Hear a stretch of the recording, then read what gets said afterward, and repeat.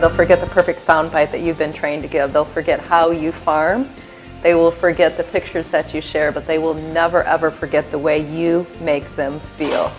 Because I believe from the bottom of my heart that we have incredible connections to make at the center of the plate if we choose to. It is in our best interest as agriculture to come together as one voice.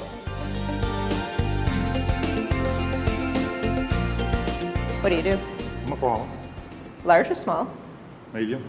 Okay, quit being elusive and just tell me what kind of, corn and beans?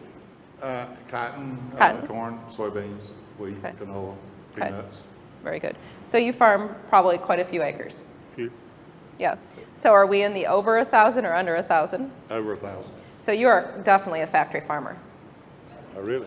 I didn't know that. You are. You're industrial agriculture. And you're rich because you're driving a big truck. I'd be willing, but I can go out and find in the parking lot. I'm right with him.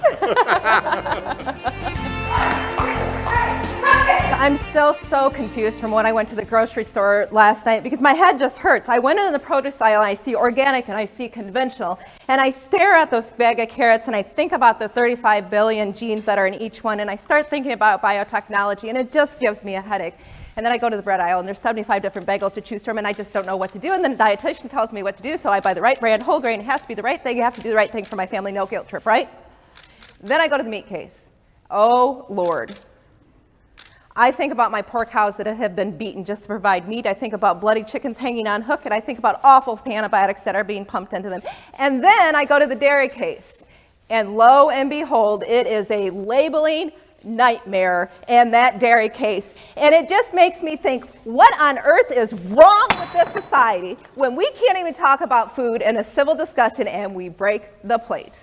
Anybody ever feel like that when they go to the grocery store?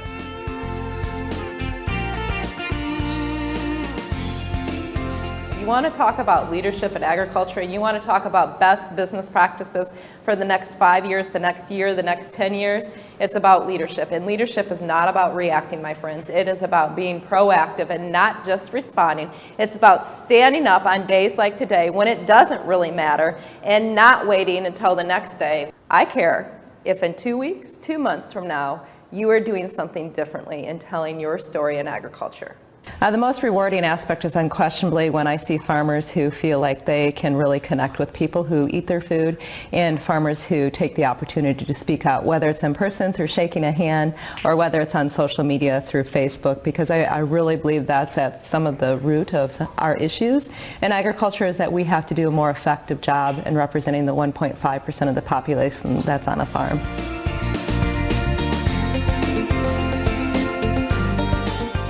So if you want one world to grow on, it's about time that we look across the plate, that we pick up all these pieces, and we figure out what agriculture is doing wrong, because we're not perfect, my friends. And then we walk to the food side, and we connect to them as a human being, and simply say, I'd like to understand what you're interested in.